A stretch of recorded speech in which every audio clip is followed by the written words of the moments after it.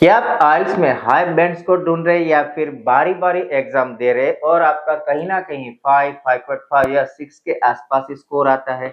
आप हर बारी प्रैक्टिस करते हैं, प्रिपरेशन करते हैं, लेकिन फिर भी कहीं ना कहीं आपको आइल्स स्पीकिंग, राइटिंग, लिसनिंग या फिर रीडिंग में दिक्कतें आ रही है।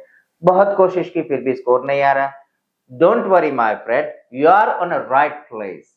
यहाँ पे इस यूट्यूब चैनल आर इंटरनेशनल के मीडियम से मैं आपको बेसिक इंग्लिश से लेकर एडवांस इंग्लिश, साथ में आइल्स के ट्यूटोरियल एकदम फ्री ऑफ कॉस्ट पोस्ट कर रहा हूँ। आप हर एक वीडियो को देखिए, समझिए, फॉलो कीजिए और मैं आपको गारंटी देता हूँ आपकी जो रिक्वायरमेंट स्कोर है वो आपको फर्स्ट अटेम्प्ट में मिलनी ही है। तो बने रहिए हमारे YouTube चैनल आर इंटरनेशनल के साथ और आप इसे सब्सक्राइब करें, लाइक करें, शेयर करें और खास बेल आइकन प्रेस कर दीजिए ताकि आपको हर एक लेटेस्ट वीडियो सबसे पहले मिल जाए।